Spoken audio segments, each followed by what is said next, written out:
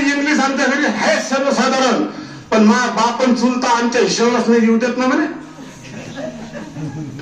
ठीक आहे, तर तुला छंद गिंद कोणता आहे? आता कोणती पोरगी म्हणते मला शिवण कलाचा छंद आहे, कोणती म्हणते मी टोप्या विणते, स्वेटर विणते, असे सांगता छंद. तुला छंद कोणता आहे? ते म्हणजे दारूच्या पार्ट्याचे झाकणं जमा करायचं आहे. छंद गिंद सांग. बर ठीक आहे.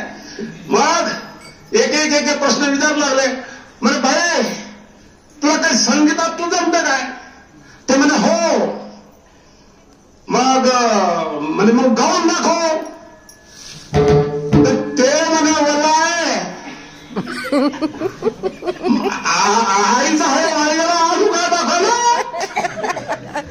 त्या वाळीवर नका म्हणे. आता तो मग एक जण काय म्हणते नाही बाई राहू दे राहू दे वाळू दे वाळू दे वाळू दे.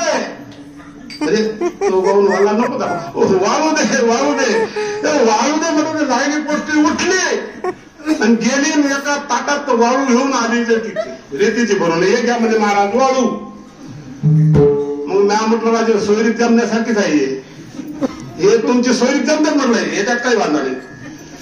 मग त्याच्यात राहायला लागले त्या पोरीची माय आली व पोळ्या घेऊन.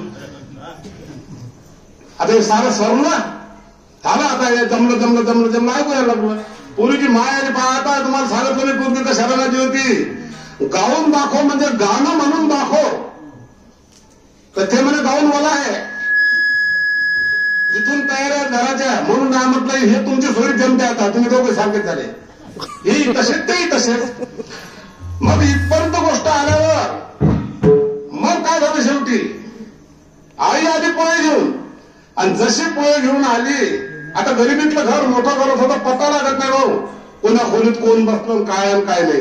पण गरिबीच्या घरात पता लवकर लागते आणि मोठे मोठे माणसं गरिबाच्या घरी पोळे बाहेर चालले.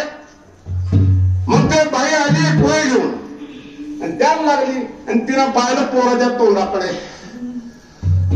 अहो माय म्हणे हा होय का हरिदास. बाकीच्या आम्हाला वाटलं आणि ओळखीला दिसतो. अहो म्हणे ह्या तर मला बाहेर आलता.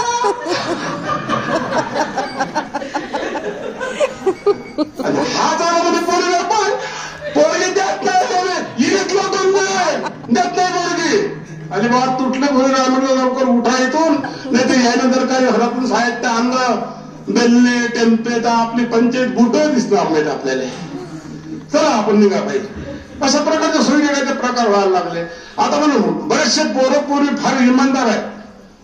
ते मायबापाला तरसच नाही देऊन राहिले सोयीचा. ते आपलं म्हणजे काय बाप गरिबीतला आहे दारू पिऊ यानं काही नाही ठेवलं आपलं घ्या ओळखून आपलं.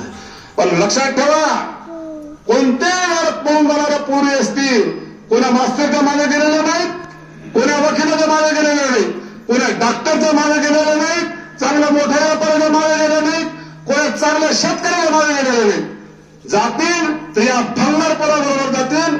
नाशिकला बंबईवर कागदाचे असतील अशा ठिकाणी जायला लागलेलं आहे. महिना 2 महिने कानातलं इकू दे नाकातलं इकू दे सारे बरोबर थंडेगार होतात. घराकडे चालले बाबा वापस तो होते घरी तिला तोंड नसते ते कुठे हरपून जाते तिकडे.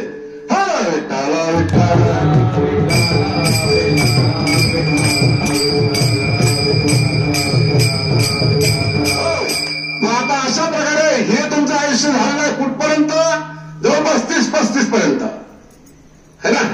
त्या दांगलोत आता पुढचं जशी जशी ताकद कमी होणार शरीरातली तशा तशा प्रकारे कोणतीही तुमची इंद्रिय काम करणार नाही.